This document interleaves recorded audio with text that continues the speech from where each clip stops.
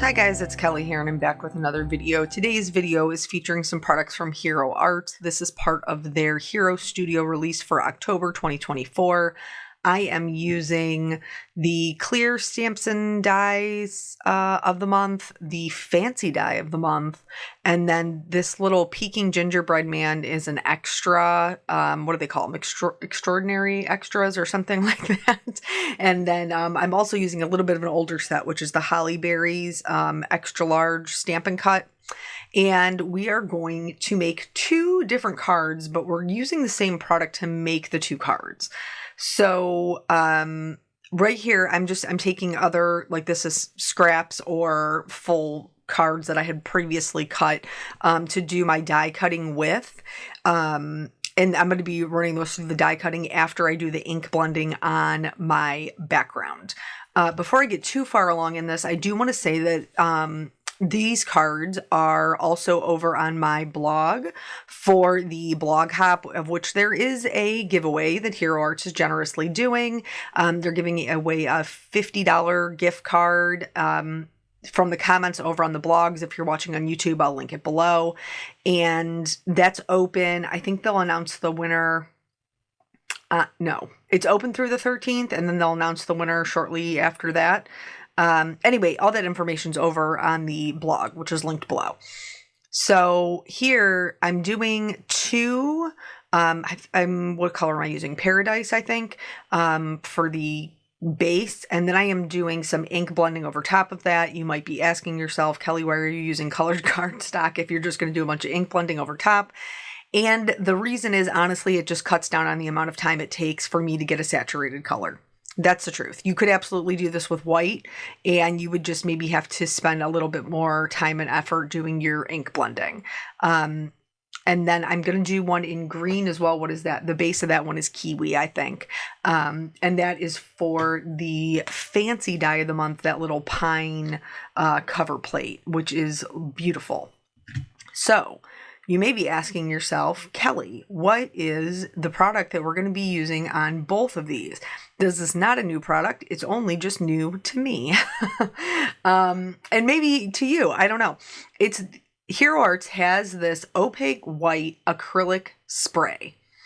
And it is 2 fluid ounces, which doesn't sound like a lot, but it really is. And it comes in a spray bottle, or you can use it for other things. So it's opaque, which means it's a solid color, even on dark surfaces, ideal for card making and mixed media, light, fast, and fade resistant, water-based, acid-free, and archival. Shake well before using. That's the instructions on it. And how did I come upon this? You may be asking yourself. I came upon this because I am blessed to be teaching in the Hero Arts Holiday Stamp Along. I taught in last year's as well, and it's a lot of fun. It's a lot of live classes with some really wonderful, talented people, and I am super honored to be among those teachers. But in the kit is this acrylic spray, which I didn't even know existed before I got my kit to start creating my card for the class. And I got to tell you, I'm a big fan. So just very quickly, that class is on the 19th. You can buy the class by itself, the bundle by itself, or the class in the bundle. The class in the bundle is going to be the cheapest option. And there is exclusive product in that bundle. Not all of it, just some of it. And one of the things in the bundle is this spray. It's very, very cool. I was not, like, it was one of those things because I'm not necessarily a mixed media artist. You know what I'm saying? So it was one of those things where I was like, I'll probably won't even use that. Not true. Not true. I love when a product surprises you like that. Like, it ends up becoming something that you're quite a big fan of, even though you thought that maybe you wouldn't like it. So here is why I'm such a big fan of it. So I like to splatter, whatever you guys want to call it, in my card backgrounds quite a bit.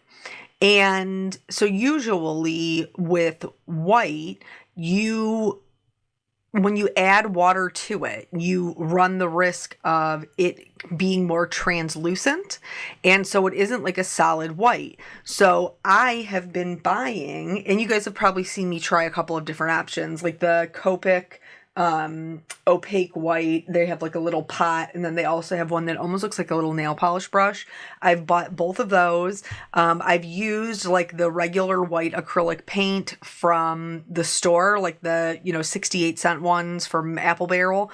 I've used, the only one I think I haven't tried is the I don't know. Somebody said it was really good, but I didn't try it. But anywho, that one is the same kind of situation as all the other ones. They're like pots or little containers of them that are like anywhere between $8 and $12. Okay. And you only get this little bit. And then when you mix it with water to, make it so it's a little bit more spatterable, it does tend to get a little bit more translucent. But this one's already mixed, which means it's already at the spatter consistency. So I don't have to mix it with anything. I can spatter it with just like the tubing, just by like taking off the lid and doing the tubing. Or I can tap it on my desk and then pick it up with a paintbrush and spatter it that way. Or you can just spray it directly on your project. There's a downside to that, but we'll get to that in a minute. Anywho, it's super opaque. It's so great. Like I really am enjoying it. And the price point I think is like $7.99. Which for what you get, like I have these two pots over here that I paid like $10 and $12 for that I'm not even gonna use now. Well, I mean, I'll use them because I'm cheap, but I wouldn't need them. You know what I'm saying? All right, so let's talk about this. So because I like some shine, I'm also going to use Hero's Iridescent. This is I think it's the white iridescent shimmer spray. That one you do need to shake as well because the shimmer sits on the bottom. And then I just sprayed it kind of far away, like more up top to get the shimmer effect. It's harder to see when it's laying flat. Like on the blue, you can't really see it. So I went to go spray my spray, and as you can see, it's coming out quite concentrated. That's my own fault. And that's what I mean when I said that there is a slight downside. If you forget to wipe your nozzle after you use it, you will clog it. And so what happened was I did clog it. I was trying to clean it off, and then I kept trying to spray it. And I cleaned off enough to get like a really concentrated stream, but not enough to get like a full wide spray. I did finally get it there towards the end, where it was actually spraying. But then also, I didn't spray it in a box, and now I pretty much have white spatter on, well, everything that was around the circumference of my what is this? My glass mat. Like, so don't do that. Don't be me. Do as I say, not as I do. Spray it in a box, but otherwise really enjoy this. And we're going to talk about other like different ways that we can use it. So first thing that I learned here, I did the spatter of both of them onto my green cardstock, and then I ran my cover plate through. I think it would have been a cleaner cut if I would have done the spray second, like die cut it first and then done the spray. I think that's the way to go in the future. And then my little die cuts here, I'm going to add some shading with my Copic markers. Nobody is surprised by this because that's how I roll. I love to add the dimension and the coloring to the things, so that's what I'm going to do. Love this little gingerbread man. Totally adorable little gingerbread guy. I did cut him and the pine cones out of sand cardstock. And again, this is just going to help me to achieve my color just a little bit faster. So I chose the E50s family to add my shading. And I only used 3 colors because, again, I have that sand color that's kind of acting as like a third. But all of these, there's so many of these now, these little peaking dies. I remember when they first came out with them, I was actually on the Hero team for that. And they came out with like a reindeer and a Santa Claus and what was the other one? Oh, the witch for Halloween. Anyway, they're really cute. They did there's a penguin one of these in that bundle kit for that class. So anyway, they're super cute. So here, the thing that I like about this is it also gives me the candy cane that he's peeking around and an additional lollipop, and they are complete by themselves. So like I could just if I don't want to use the gingerbread man, I don't even have to. I can just use that candy cane, and it could be its own separate thing, which I really, really like. For the fancy die of the month, that is this pinecone cover plate. But in addition to that, it also comes with this single pinecone die and a single strand of lights. And so we're using all of it today. We're using all the goodies. For the pine cones, don't stress about your coloring. Okay, just don't even. Just kind of add in a couple of lines where the detail is cut in, and then go over those lines with your mid-tone, and then go over the whole thing with your lightest color, and ta-da, very dimensional pine cone. Like these ones are, it will take you more time to overthink it than it would to just color it by just adding some little stripes of color. This bow is from that Holly Berry's, what is it called? Do I even know? Holly Berry's and something Stampin' Cut.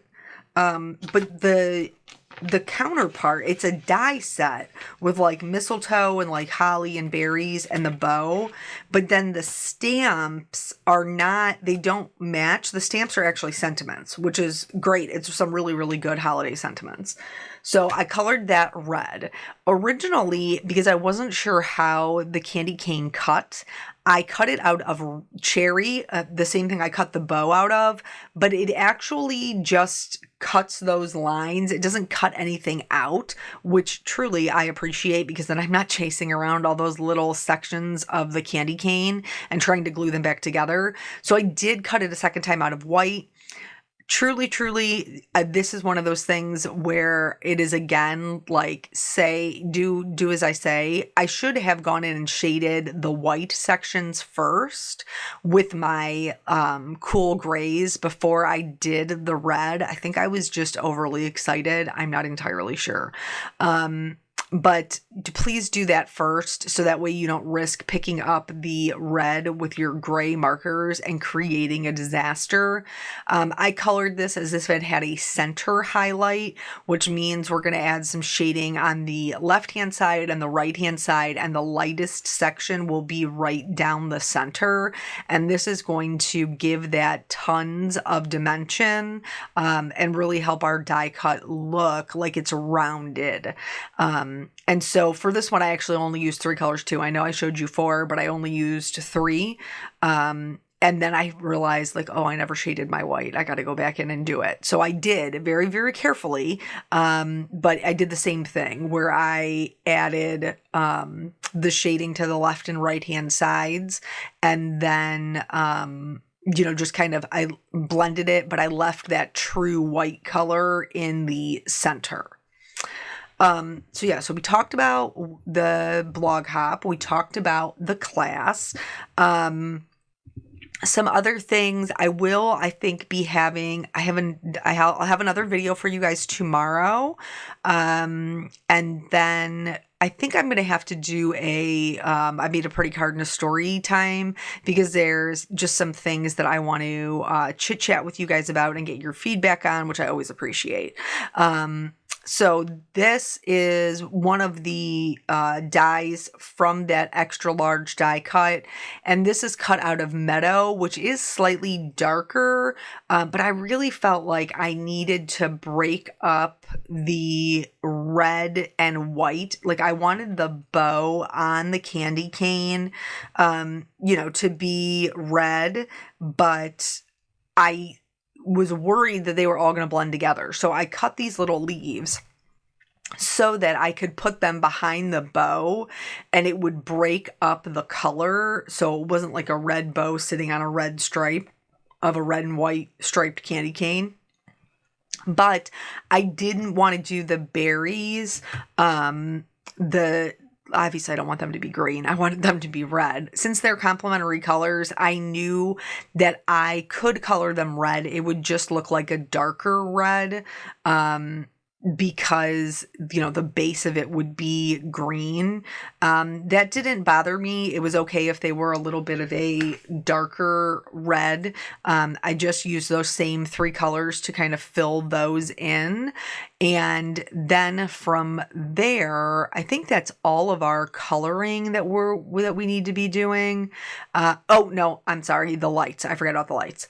So the lights I cut out of vellum and I cut out of silver cardstock. And so for the vellum portion, I am going to color it with my Copics. I'm not doing any shading. I'm just filling them in. And I just chose, you know, basically like, you know, Roy G. Biv, minus the iv at the bottom. I did minus the end. So I just colored right over top of the vellum for the light section, green, red, orange, yellow, and blue. You could obviously do whatever, you know, you could do all red or you could just leave them white, honestly. But I like the rainbow colors. And so here is the silver. Now, if we put this just right over top of it, you know, that would be okay, but you wouldn't be able to see the shine of the silver. So instead, what I'm going to do is I'm going to cut off the bulbs, not entirely. I'm going to leave the base, like the base of the bulbs. I'm just going to cut off the actual bulb part. And then I can lay this over top of my vellum. And I will have a silver strand with a silver base and colored ornaments. And so I did 4 of these, so that way I could like interweave them through my, my little pine tree cover plate. And then I think this is the last thing that needed to be colored. They're very different, and I know that they're very different styles of cards.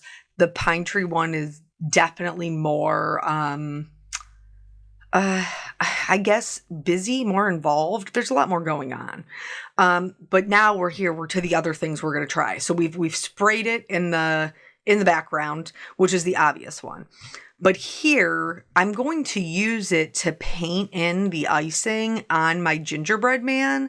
And I'm just using a number 2 round brush, so it's very small. And I didn't have to like go over it with another layer. This is just the first layer, the only layer.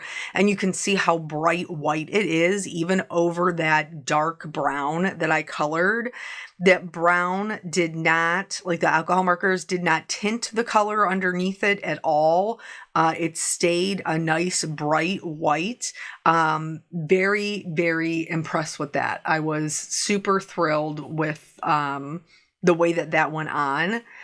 So going along with the same theme of like painting it on like I am here with the gingerbread, you can also use this to create the highlights. You know how we would normally use our white gel pen to do that? Like I would normally use that, so it was a nice bright white.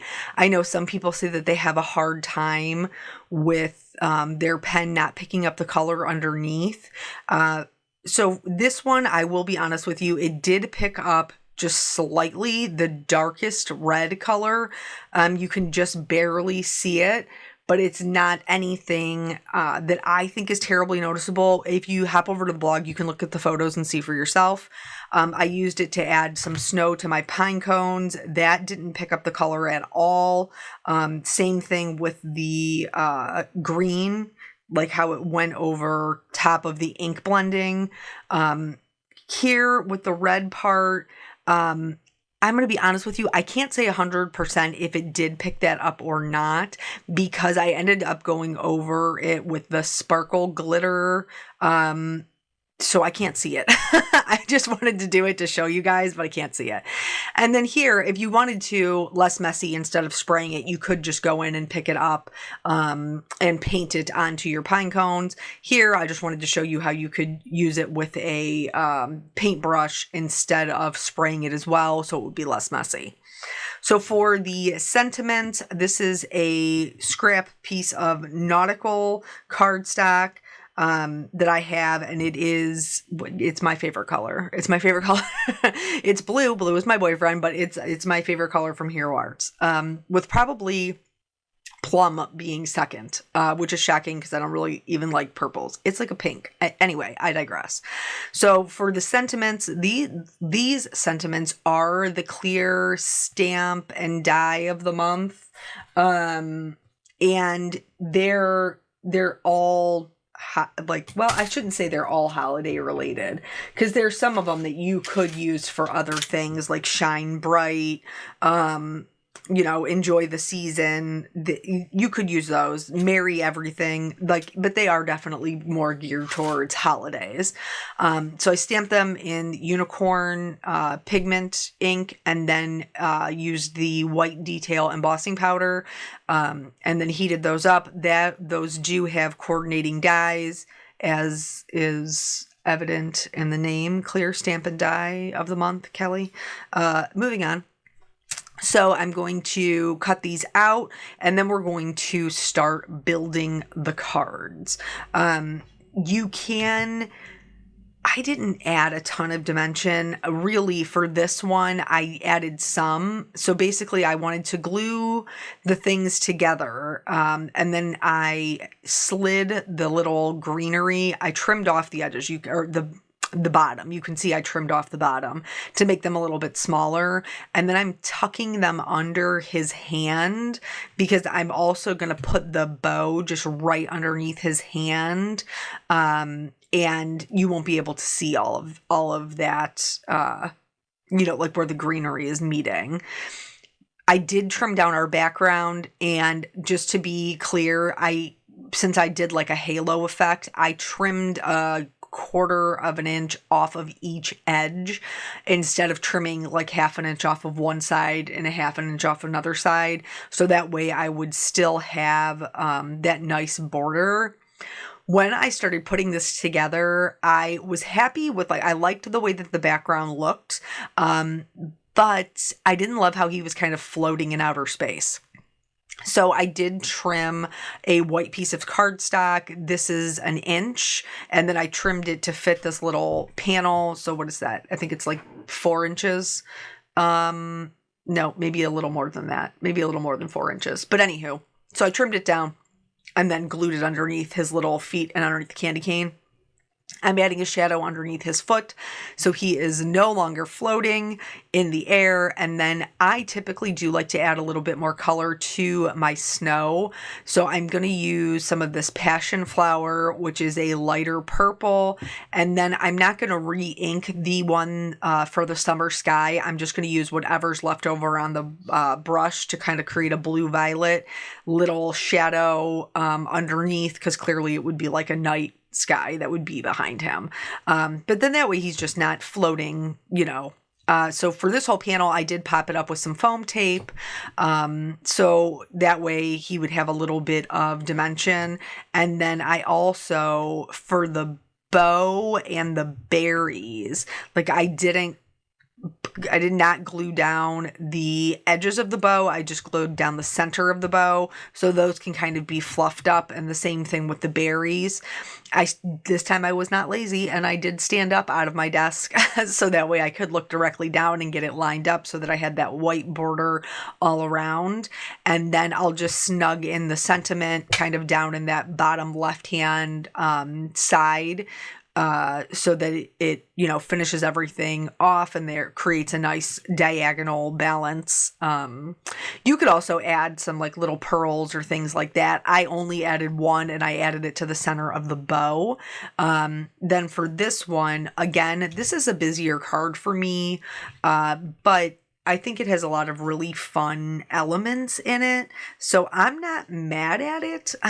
But if you wanted to have some dimension with this one, probably the easiest way to do it would be to cut like 3 or 4 of these pine cone panels and then glue them all together. So that way you could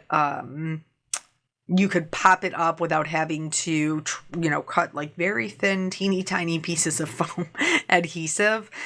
So once I glued that down to the blue base, then from there, I tried to figure out where I was going to put my sentiment. So I kind of like moved it around, double checked it a couple of different ways how I wanted it. I ended up back again to that top kind of left-hand corner.